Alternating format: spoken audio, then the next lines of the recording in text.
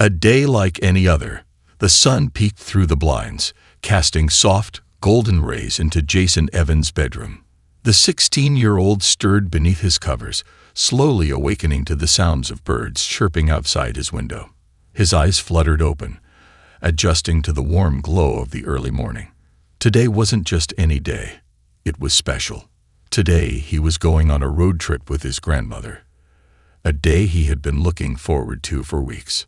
Jason was tall for his age, with a slender build and deep brown eyes that seemed to hold a world of curiosity. His smile, easy and inviting, was his most disarming feature, a smile that could light up a room and put anyone at ease. He lived in the quaint town of Maplewood, where the houses were nestled close together, neighbors waved to one another, and community events like block parties and cookouts were a regular occurrence. It was the kind of place where everyone knew your name and kids still played outside until the streetlights flickered on. Despite the warmth of the community, Jason had always felt slightly out of place, not because of how he was treated. Maplewood was welcoming, but because of how he viewed the world. He saw complexities where others saw simplicity.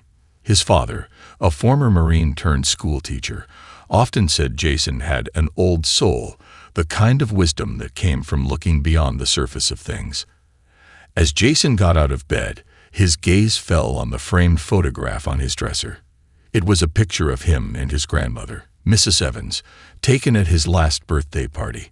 Her silver hair framed her face like a halo, and her skin, fair and smooth, contrasted sharply with Jason's deep chocolate complexion. But that didn't matter to either of them. Mrs. Evans had been more than just a grandmother. She was his best friend, his confidant. Jason was adopted, but Mrs. Evans had always treated him as if he were her own flesh and blood. She had raised his father as her foster son before officially adopting him. And when Jason's biological parents could no longer care for him, Mrs. Evans had stepped up once again.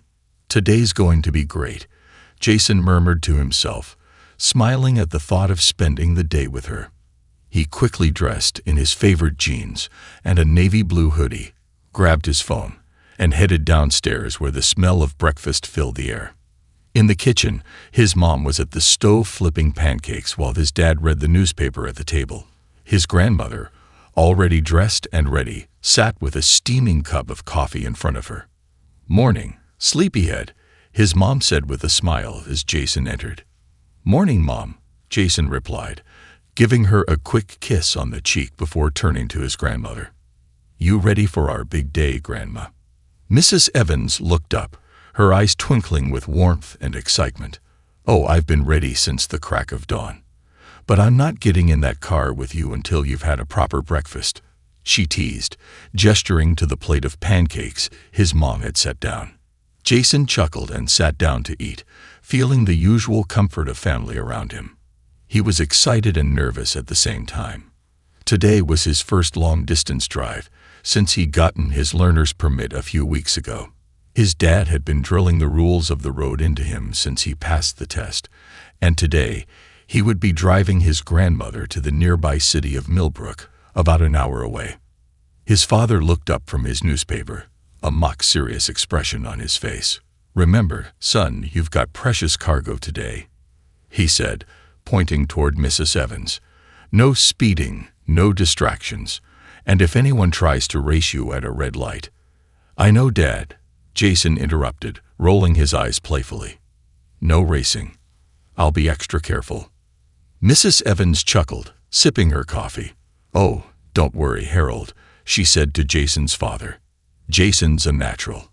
He'll have me back here safe and sound before you know it." As they finished breakfast, the family talked and laughed, the conversation easy and familiar. Jason felt a surge of gratitude for the life he had. He was lucky, really. He had parents who loved him, a grandmother who doted on him, and a community that embraced him. There was a peace in his life that many others didn't have, and Jason never took that for granted. After breakfast, Jason grabbed the car keys, and he and his grandmother headed out the door. The sky was a bright blue, not a cloud in sight. Jason felt a rush of excitement as he slid into the driver's seat of the family's silver sedan. Mrs. Evans settled into the passenger seat, adjusting her seatbelt with a smile. "You ready, Grandma?" Jason asked, turning the key in the ignition. "As ready as I'll ever be," she replied with a wink. They pulled out of the driveway, and soon they were cruising down the quiet streets of Maplewood, heading toward the highway that would take them to Millbrook. Jason's hands gripped the wheel a little tighter than usual, but he focused on staying calm. He wanted everything to go smoothly. He wanted this to be a day to remember, not just for him, but for his grandmother too. As they drove, the conversation flowed easily between them. Mrs. Evans shared stories from her youth, stories Jason had heard a dozen times but never tired of. She talked about how she had met his grandfather, the travels they had taken before he passed away, and how proud she was of the life they had built together. Jason listened, laughing at the funny parts and nodding thoughtfully at the more serious moments. They were about halfway to Millbrook when everything changed. Jason noticed the flashing red and blue lights in the rearview mirror before he heard the siren. His heart skipped a beat. He glanced over at his grandmother, who looked equally puzzled. "What's going on?" Mrs. Evans asked, her voice calm but concerned. I'm not sure," Jason replied, pulling over to the side of the road as the police car followed closely behind. His mind raced. Had he been speeding? No, he was sure he hadn't. Had he forgotten to signal when changing lanes? He didn't think so. The police car stopped behind them, and two officers stepped out. Jason's stomach twisted in knots as he watched them approach. He rolled down his window, trying to steady his nerves. "Good afternoon, officers," Jason said politely as one of the officers reached his window. The officer, a tall man with a stern expression, didn't return the greeting. Instead, he stared at Jason for a moment, then at Mrs. Evans, and then back at Jason. "We've received a report of a stolen vehicle matching this description," the officer said flatly. "Can I see your license and registration?" Jason's heart sank. A stolen vehicle. This had to be a mistake. He glanced at his grandmother, who gave him a reassuring nod. "Yes, sir," Jason replied, his hands trembling slightly as he handed over his learner's permit and the car's registration. "You said." A sudden turn of events. Jason's hand shook slightly as he handed over his learner's permit and the car's registration to the officer. His mind raced, trying to piece together what was happening. His heart pounded in his chest, a rhythmic drumbeat of nerves and confusion. How could this be? The car belonged to his parents. There had to be a mistake. Mrs. Evans, seated calmly beside him, reached over and patted Jason's arm, offering him a soft, reassuring smile. "Stay calm, Jason," she whispered. "We'll get this sorted out. Just be polite." Jason nodded, his mouth dry. The officer took the documents and walked back to the police car, where his partner waited. Jason watched them in the rearview mirror, his anxiety rising with each passing second. He had done nothing wrong. He was driving responsibly, following all the rules his father had drilled into him. Why were they being pulled over? Mrs. Evans cleared her throat gently, breaking the silence. "Jason, you're doing fine," she said in her usual calm tone. "Just keep your composure. We'll explain the situation, and this will be over soon." Jason wished he could share her confidence. He took a deep breath, trying to steady his nerves. But something about the way the officers had approached the car, their tense, cold demeanor, set off alarms in his head. He had never been in trouble with the police before, but he'd heard stories. Stories from friends and classmates. Stories about what could happen in encounters like this. Minutes dragged on like hours as Jason and his grandmother sat in the car, waiting. Finally, the officer returned, but this time he wasn't alone. His partner, a younger officer with a stern face and dark sunglasses, stood just behind him. The lead officer handed Jason back his learner's permit and registration, his expression unreadable. "Step out of the vehicle," the officer ordered. Jason froze, his heart now beating loudly in his ears. "What?" he asked, his voice barely above a whisper. "Step out of the vehicle," the officer repeated, more firmly this time. Jason glanced at his grandmother, panic flashing in his eyes. Mrs. Evans' smile faltered slightly, but she remained composed. "Officer, can you please tell us what this is about?" she asked, her voice steady. The officer ignored her question. "Step out of the vehicle now," he repeated, his voice growing harsher, "or we'll have to remove you ourselves." Jason's breath caught in his throat. He hadn't expected this. None of it made sense. He hadn't done anything wrong, but here he was, being treated like a criminal. His fingers fumbled with the seatbelt as he slowly unbuckled it and opened the door. He could feel Mrs. Evans' eyes on him, but her reassuring presence felt distant in the intensity of the moment. As he stepped out of the car, the officer grabbed his arm, his grip tight and unyielding. Jason winced but remained silent, unsure of what to do. He was overwhelmed, caught between confusion, fear, and a strange, unsettling sense of disbelief. How could a simple drive with his grandmother take such a sharp turn into something so terrifying? "Hands on the hood," the officer barked. Jason obeyed, placing his hands on the hood of the car as the officer patted him down. His cheeks burned with shame and anger. He wasn't a criminal. Why were they treating him like one? He could hear his grandmother's voice in the background, speaking calmly but with a firmness that only she possessed. "Officer, I'm sure there's some sort of mistake. This car belongs to my family. Jason is my grandson. We're just on a simple trip to Millbrook. There's no way this vehicle could be stolen." The younger officer, still standing near the passenger side, glanced at Mrs. Evans but said nothing. His partner finished searching Jason and stepped back, motioning for him to turn around. "This car matches the description of a stolen vehicle reported earlier today," the lead officer said. "Until we confirm ownership, we need to take precautions." Jason's voice cracked as he spoke, unable to contain his frustration any longer. "But we didn't steal anything. This is my parents' car. We've done nothing wrong." The officer's expression remained hard. "We're just doing our job. You need to stay calm and cooperate." Jason's head spun. It felt surreal.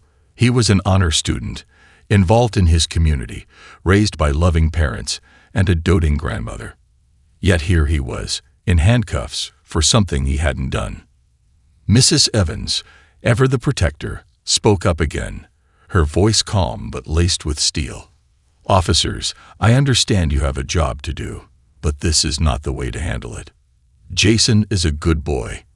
He has no criminal record, and this car belongs to my family. If you run the plates, you'll see that for yourselves." The officers exchanged a glance, but neither responded immediately. Instead, the younger officer approached Jason with a pair of handcuffs in hand. "We're going to detain you for further questioning," the officer said flatly, as if reading from a script. Jason's heart dropped. Detained. His mind reeled as the cold steel of the handcuffs clicked around his wrists. He could feel his breath quickening, the edges of panic creeping in. "What are you doing?" Mrs. Evans' voice was now sharp with urgency. "There's no need for this. You have all the information you need to see this is a mistake." The lead officer remained impassive. "Ma'am, this is standard procedure. We need to ensure." "I don't care about your procedure," Mrs. Evans interrupted, her voice now filled with righteous anger. "You're arresting a child for no reason. He hasn't done anything wrong. This is an outrage." Jason's world shrank to the confines of his own anxiety and confusion. The cuffs were tight around his wrists, and every muscle in his body tensed. He felt humiliated, like the eyes of the entire world were on him, accusing him of something he hadn't done. The younger officer, clearly uncomfortable, took a step back, his hand resting on the edge of his belt.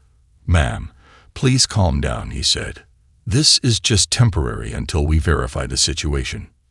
Mrs. Evans, still seated in the passenger side, took a deep breath, her eyes narrowing. She had always been a calm, diplomatic woman, but this situation was pushing her to the brink.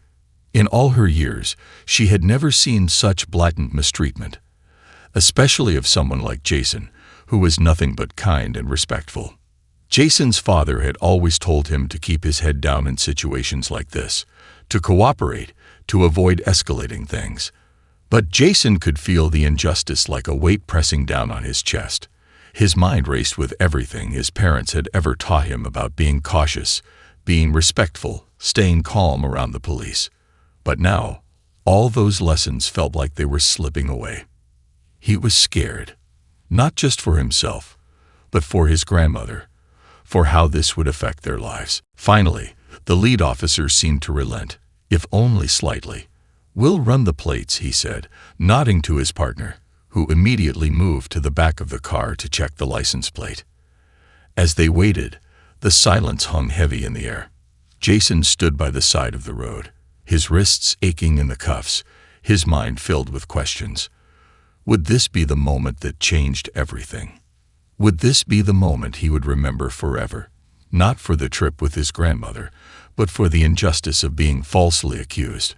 His grandmother, sitting stiffly in the car, gave him a nod of encouragement. "We'll get through this, Jason," she said softly. "Stay strong." And then, out of nowhere, something unexpected happened. The officer standing by the license plate stiffened. His eyes widened as he tapped his partner on the shoulder, handing him the information he had just pulled up from the car's registration. Sir, you might want to take a look at this." Unraveling the truth. The air felt thick, like the tension hanging between the officers and Jason was something tangible. The younger officer stood frozen, his hand gripping the paperwork he had just retrieved from the system. His eyes flickered with something between shock and confusion as he quickly whispered to his superior. But Jason couldn't make out the words. The lead officer's eyes narrowed as he took the documents, scanning them with a sharp focus. His posture shifted slightly, and in that instant, Jason knew something was off. His grandmother remained seated inside the car, but her body was tense, her usually calm face now a mask of controlled concern. Jason, still standing by the hood of the car with his hands cuffed behind him, watched every movement. His mind was a whirlwind of emotions, fear, frustration, and disbelief all swirled inside him. He had never imagined his first long drive would turn into something like this. His parents had warned him to be careful, to always be polite, to never give anyone a reason to suspect him of wrongdoing. But here he was, cuffed, humiliated, and confused, with no idea why. "Stay calm, Jason," Mrs. Evans repeated from the car, her voice soft yet steady. "Whatever this is, it'll get sorted. I know it will." The lead officer's expression changed as he finished reading the information in front of him. His once cold and authoritative demeanor seemed to waver, replaced by something else. Uncertainty. He exchanged another glance with his partner, who was now fidgeting nervously by the rear of the car. Jason's heart raced as he watched them. Were they realizing their mistake? Was this about to be over? But a sinking feeling remained lodged deep in his gut. There was more to this than they were letting on. The lead officer cleared his throat, his voice hesitant. "Jason Evans, is it?" he asked, not looking Jason directly in the eyes. Jason nodded, unsure of what to say. His voice felt trapped in his throat.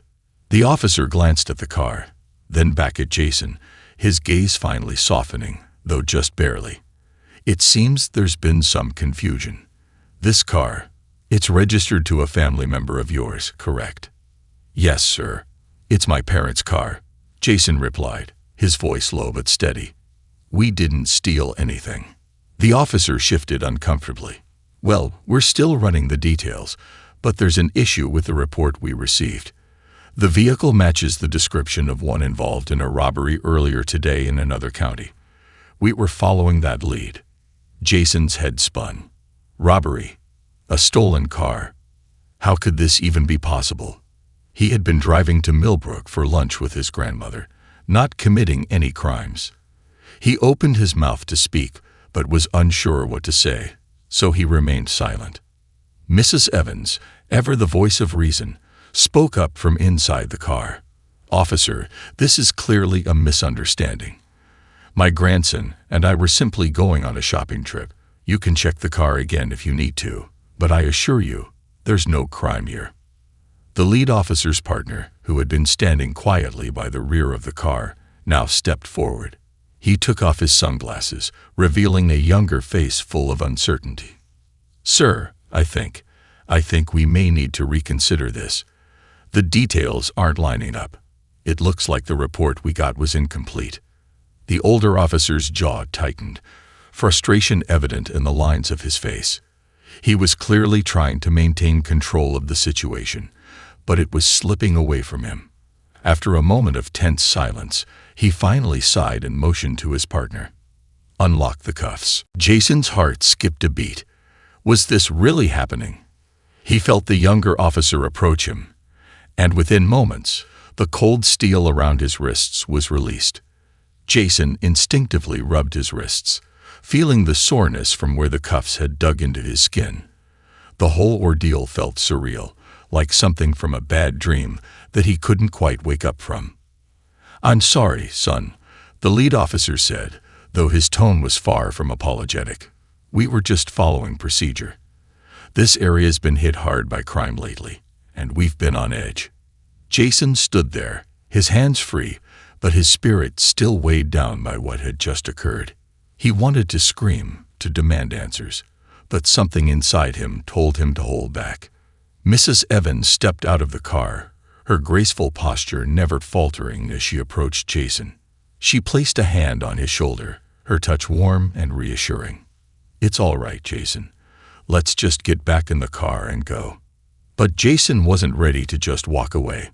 Not yet. The injustice of the situation gnawed at him, like an itch that wouldn't go away. He looked at the lead officer, his voice shaking slightly as he asked, "Why did you stop us in the first place? Was it just because of the car? Or was it because of how we look?" The question hung in the air, heavy and loaded. The lead officer stiffened, his face hardening. "We followed the description of a vehicle involved in a crime. That's all." But Jason saw the way the officer's eyes darted away, unwilling to meet his. The excuse felt hollow, like the officer was trying to hide behind his badge and his authority. It wasn't just about the car, and Jason knew it. Deep down, the uncomfortable truth was clear. They had been profiled, stopped because Jason was a young black man driving with a white woman in a nice car. Mrs. Evans, sensing the tension, stepped forward, her voice steady but firm. "Officer, my grandson has every right to question what just happened. He's been treated unfairly, and we deserve an honest explanation." The younger officer shifted uncomfortably, glancing at his partner, then back at Jason and Mrs. Evans. He opened his mouth to say something but quickly closed it again, clearly unsure of how to respond. The lead officer, still defensive, sighed and crossed his arms. "Look, I'm not here to debate this. We were doing our job. You're free to go." But Jason wasn't ready to let it go. He took a step forward, his voice gaining strength. "You humiliated me. You put me in handcuffs in front of my grandmother for something I didn't do. And now you're just going to say it was a misunderstanding." The lead officer's face darkened, and for a moment, it seemed like he might snap back. But instead, he shook his head, his tone dismissive. "Like I said, we were doing our job. If you have a complaint, you can take it up with the department." Mrs. Evans placed a hand on Jason's arm, a silent signal to let it go. For now, Jason swallowed hard, his anger still simmering beneath the surface. This wasn't right. None of it was, but he knew better than to push further in this moment. They turned back toward the car, the weight of the experience hanging heavily between them. As they opened the doors and climbed inside, Jason could feel the eyes of the officers watching them, but he didn't look back. The drive to Millbrook resumed in silence, but it was a different kind of silence now. It wasn't the comfortable quiet that had filled the car earlier that morning.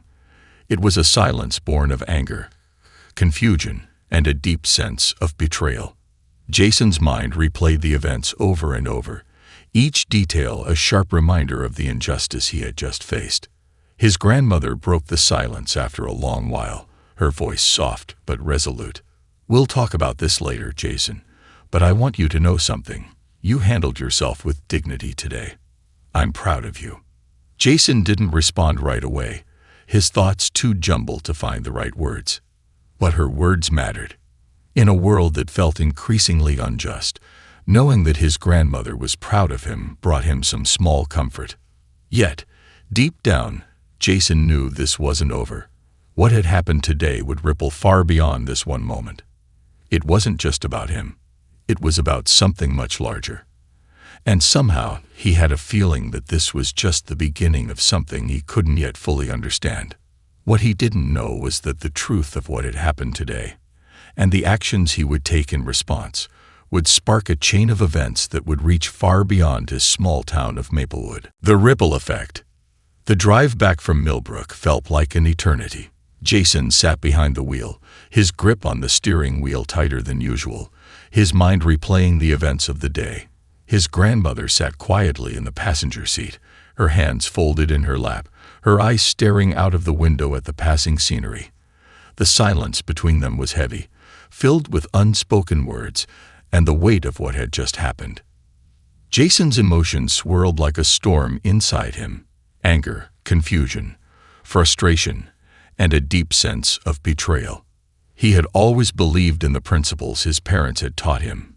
Be polite, respectful, and follow the rules. They had told him that as long as he did those things, everything would be okay. But today, none of that had mattered. He had done nothing wrong, yet he had been handcuffed, humiliated, and treated like a criminal. It wasn't just about the stolen car accusation. It was about something deeper, something that cut him to the core. As they drove through the winding roads leading back to Maplewood, Jason broke the silence, his voice low and controlled. "Grandma, why did they treat me like that?" Mrs. Evans sighed softly, her eyes still focused on the trees rushing by. She had been preparing herself for this conversation ever since they pulled away from the police. She knew it was inevitable. Jason had always been a curious boy, full of questions about the world. But this was different. This wasn't about curiosity. It was about pain. "They treated you that way, Jason, because they made assumptions about who you are," she said softly. "And those assumptions had nothing to do with your character, your kindness, or the person I know you to be. They judged you by the color of your skin and by the situation they saw, not by who you truly are." Jason's jaw tightened as her words sank in. He had always known that racism existed, that people were judged unfairly because of their skin color. His parents had talked to him about it many times, but until today, he had never experienced it so directly, so personally. Today, it wasn't just a concept or a story. Today, it was real. "But why, Grandma? Why does it have to be like this?" he asked, his voice breaking slightly. "Why do people have to see me as a threat just because I'm black?"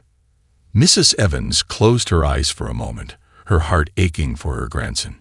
She had seen the world change so much in her lifetime, some of it for the better, and some of it still painfully stuck in the past. She had hoped that Jason wouldn't have to face the same struggles she had seen, but here they were. "People fear what they don't understand," she said finally, "and sometimes that fear turns into prejudice. It's not fair, and it's not right, but it's the reality we live in. That doesn't mean we have to accept it, though, and it doesn't mean we have to let it define who we are." Jason's eyes stung as he blinked back, the tears threatening to spill over. He wasn't the type to cry, but today, it felt like the weight of the world was pressing down on him. He wanted to scream, to shout, to make the officers understand what they had done to him, how they had made him feel. But instead, all he could do was keep driving. When they finally pulled into the driveway of his family's house, Jason parked the car and turned off the engine. The sun was beginning to set, casting a golden glow across the quiet neighborhood. For a moment, neither of them moved. Mrs. Evans reached over and placed her hand on Jason's arm, giving him a gentle squeeze. "You handled yourself with dignity today," she said quietly, "and that's what matters most. No matter what the world throws at you, Never forget who you are, Jason. Never let anyone take that from you." Jason nodded, his throat tight. He appreciated her words, but they didn't erase the sting of what had happened. As they climbed out of the car, he saw his parents standing on the front porch, waiting for them. His mother's face was full of worry, while his father's expression was one of quiet intensity. They had heard about the incident from Mrs. Evans when she called them after the police let them go. Jason's father, Harold Evans, was a strong man, both physically and mentally. A former Marine, he carried himself with a quiet authority. But today, Jason could see the storm brewing behind his father's eyes. Harold had always tried to protect Jason from the harsh realities of the world, but now it seemed that those realities had caught up with them. "Jason," his mother, Rachel, called softly as she walked toward him, wrapping him in a tight hug. "Are you okay?" Jason didn't answer right away. He just stood there, letting his mother's embrace ground him for a moment. When he finally pulled back, he looked at his father, who was watching him closely. "Dad, they treated me like I was a criminal," Jason said, his voice barely above a whisper. "They put me in handcuffs, right in front of Grandma. For nothing." Harold's jaw clenched as he listened. He had always known this day would come, the day when his son would face the harshness of the world in a way that Harold couldn't shield him from. But knowing it was coming didn't make it any easier. "They stopped you because they thought you were a suspect?" Harold asked, his voice calm but with an undercurrent of anger. Jason nodded. "They said the car matched the description of a stolen vehicle involved in a robbery. But it wasn't about the car, Dad. It was about me." Harold sighed deeply, his hands balling into fists at his sides. "I'm sorry you had to go through that, son," he said, his voice heavy with emotion. "This world isn't always fair, especially to young black men like you. But you need to know that what happened today wasn't your fault. It wasn't about who you are. It was about their ignorance." Rachel placed a hand on Harold's arm, her eyes filled with sympathy for her son and the pain he was carrying. "We'll get through this together," she said softly. "As a family." They all stood there for a moment, the weight of the day settling around them. Jason wanted to believe that they would get through it, but a part of him felt like something had been lost, something innocent, something that would never come back. Later that evening, after dinner, Jason sat in his room, staring at the ceiling. He could hear the soft murmur of his parents talking downstairs, probably discussing what had happened and what they should do next. He felt exhausted, but his mind wouldn't rest. Every time he closed his eyes, he saw the flashing lights of the police car, felt the cold steel of the handcuffs on his wrists, and heard the officer's dismissive voice. There was a knock on his door, and Mrs. Evans stepped inside. She moved slowly, her age showing in the way she carried herself, but there was still a fire in her eyes, an inner strength that Jason had always admired. "Mind if I sit with you for a bit?" she asked, motioning to the chair by his desk. Jason shook his head. "Of course not, Grandma." Mrs. Evans sat down, folding her hands in her lap, her eyes soft as they met Jason's. "I know today was hard," she said gently, "but I want you to understand something, Jason. What happened today was wrong, but it doesn't have to define you." Jason looked at her, confusion written on his face. "How can it not define me? I feel like everything I thought I knew about the world just got turned upside down." Mrs. Evans nodded slowly, her eyes thoughtful. "I understand that. But Jason, you have the power to choose how you respond to this. You can let it make you angry and bitter, or you can use it as fuel to stand up for what's right. You have a voice, and people will listen to you." Jason frowned. "What do you mean?" Mrs. Evans smiled softly, her eyes twinkling with a quiet wisdom. "What happened today wasn't just about you. It's about something much bigger. There are so many people out there who have gone through the same thing you did, people who feel powerless, voiceless. But you can be the one to speak out, to stand up for justice. Your story matters, Jason." Jason stared at his grandmother, her words sinking in slowly. He hadn't thought about it that way. Until now, he had felt like a victim of the day's events, powerless to change what had happened. But maybe, just maybe, there was a way to take control of the narrative. Maybe he could do something to make sure that what happened to him didn't happen to someone else. A spark of determination lit inside him. "Do you really think people would listen?" Jason asked quietly. Mrs. Evans smiled, her eyes full of pride. "I know they will, Jason. You have a gift. And when you speak, people will hear you." Jason sat up straighter, his mind turning with possibilities. Maybe his grandmother was right. Maybe this wasn't the end of the story, it was just the beginning. And if that was the case, then he was ready to tell it. "But how?" Jason asked, the uncertainty clear in his voice. "What can I even do?" Harold smiled faintly, a look of pride crossing his face. "You're smart, Jason. You're resourceful. You know how to reach people. Use that. Share your story. Start talking to people who can help you spread the word. This is bigger than just what happened to you. It's about the way people like us are treated in this country. If you want to change something, this is your chance." Jason sat in silence for a moment, turning his father's words over in his mind. His father was right. He did have a voice, and maybe, just maybe, he could use that voice to do something meaningful. The next morning, Jason woke up with a new sense of purpose. He grabbed his phone and sat at his desk, staring at the blank screen for a moment before opening his social media apps.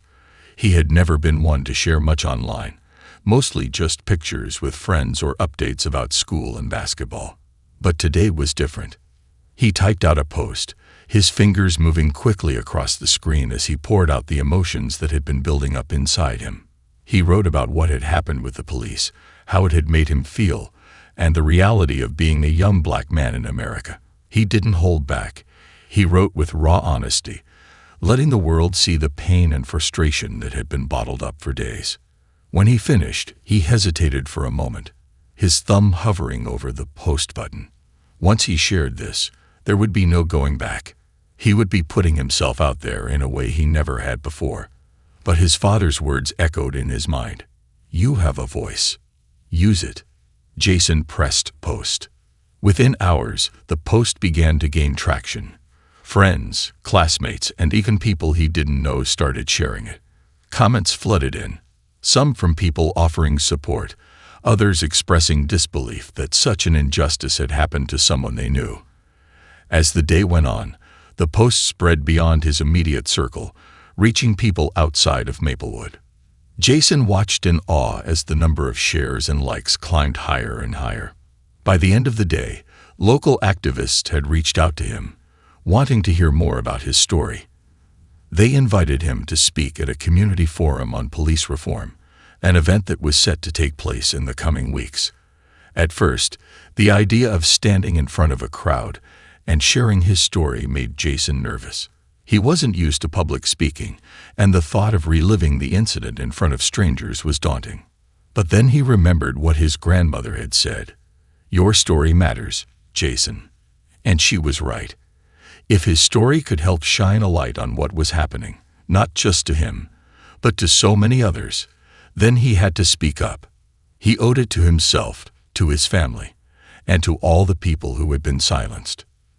The night before the community forum, Jason sat on his bed, staring at the note cards he had written for his speech. His palms were sweaty, and his stomach churned with nerves. He wasn't sure if he could do it, stand in front of all those people and tell them about the worst day of his life.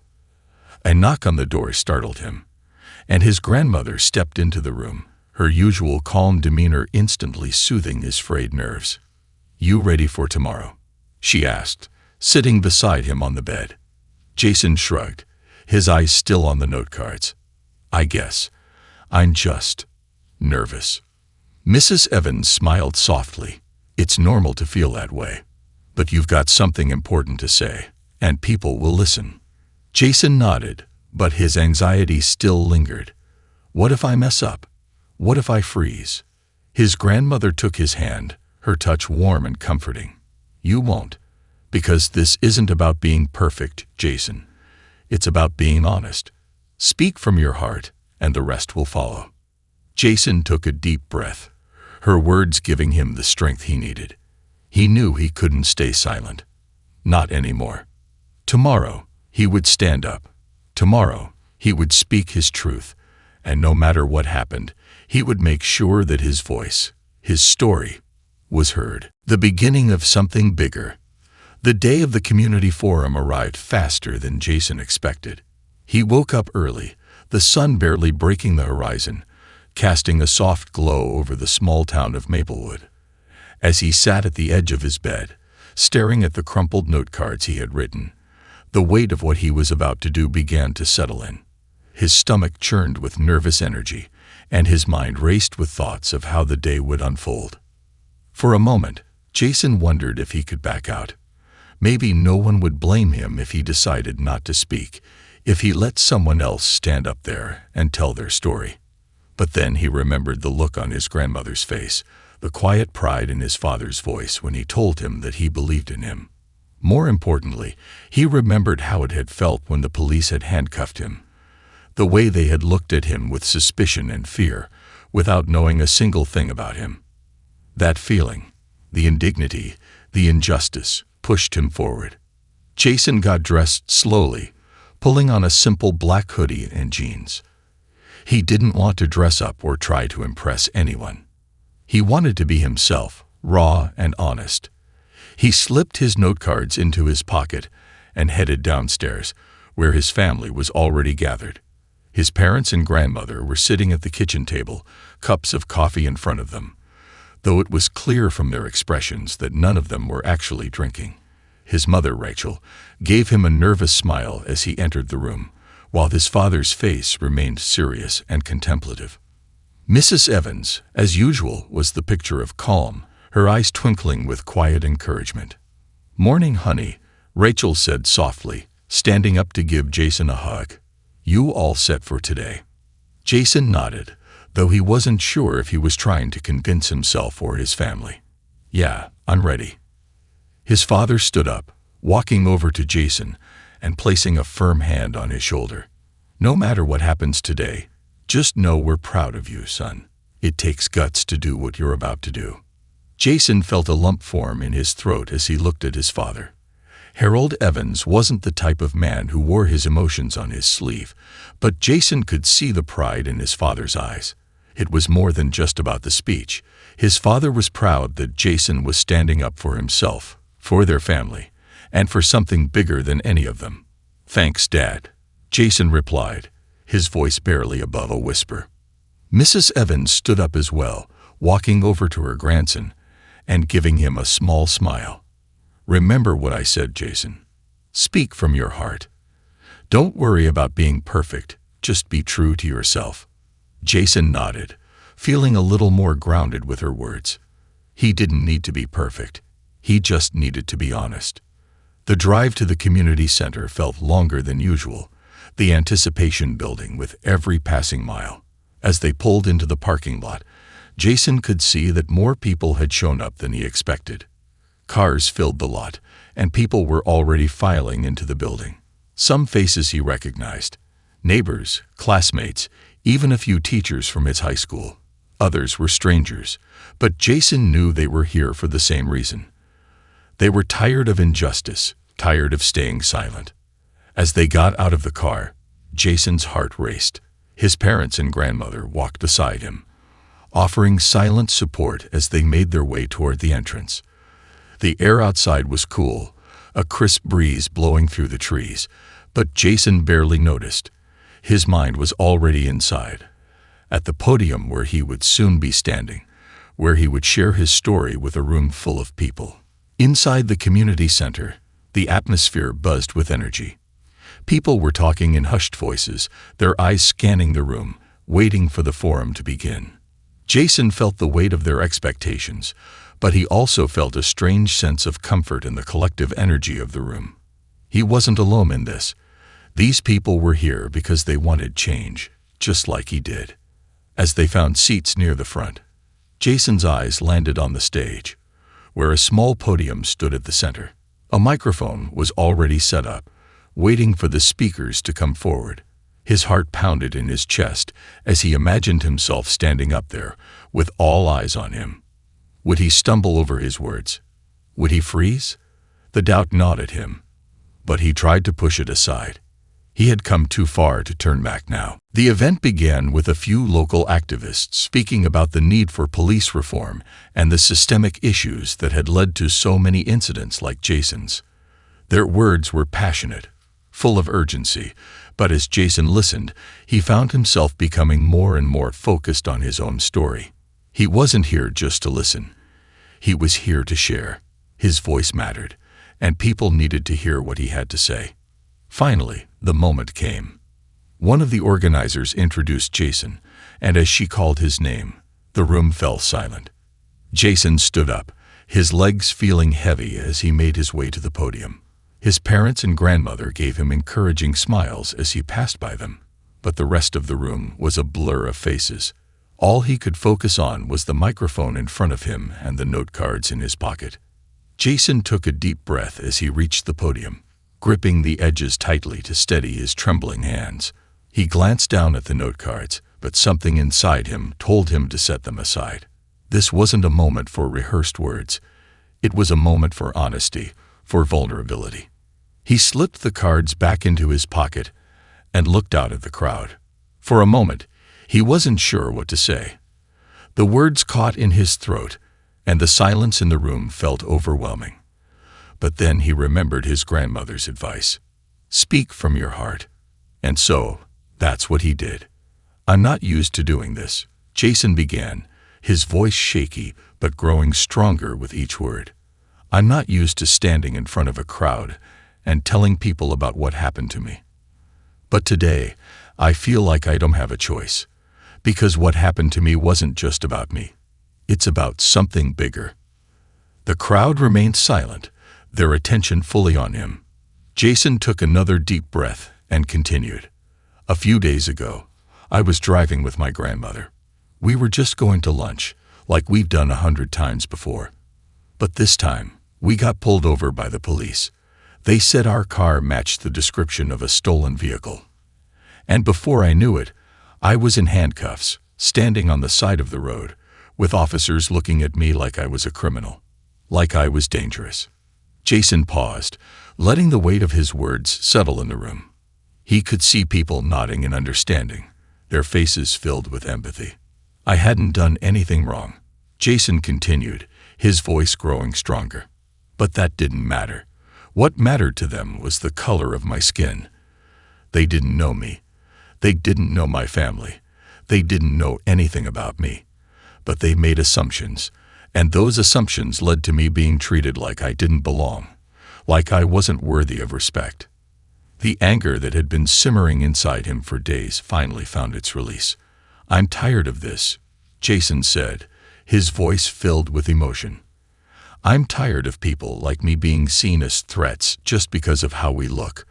I'm tired of being told that if I'm polite enough, respectful enough, that everything will be okay. Because it's not okay. It wasn't okay when they handcuffed me in front of my grandmother. And it's not okay for the thousands of other people who go through this every day. The room was silent, but Jason could feel the support emanating from the crowd. People were listening, really listening. I'm not here just to talk about what happened to me, Jason said, his voice steady now. I'm here because I want things to change.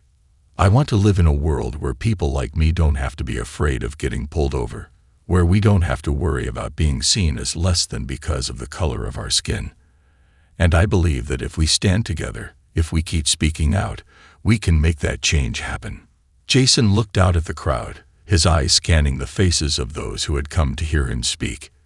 He saw people wiping away tears, nodding in agreement, and a few even standing in silent solidarity. His heart swelled with a mixture of pride and relief. I'm not going to stay silent anymore, Jason finished, and I hope none of you will either. We have a chance to change things, to make this world better for everyone. And it starts with us, right here, right now. As Jason stepped away from the podium, the room erupted into applause. People stood to their feet, clapping and cheering, their voices joining together in a chorus of support. Jason felt a wave of emotion wash over him as he made his way back to his seat, where his parents and grandmother waited with open arms. Harold Evans wrapped his son in a tight embrace, his voice thick with pride. "You did good, son. You did real good." Jason hugged his father back, the weight of the past few days finally lifting from his shoulders. He had done it. He had stood up, he had spoken out, and he had made a difference. And as he looked around at the faces of the people who had come to hear him, he realized that this was only the beginning. Jason knew that the road ahead wouldn't be easy. There would be more challenges, more moments of doubt and fear. But now, he also knew that he had a voice, and that voice could change things. He wasn't powerless. He wasn't alone. He was ready for whatever came next. And with that, a new chapter in Jason's life began. One of advocacy, resilience, and hope. A chapter where he wouldn't just be another statistic or another story of injustice. He would be a force for change, using his voice to lift up others and to fight for a world where everyone, regardless of their skin color, could be seen for who they truly were. The journey was far from over, but for the first time, Jason felt like he was walking in the right direction, and he wasn't walking alone.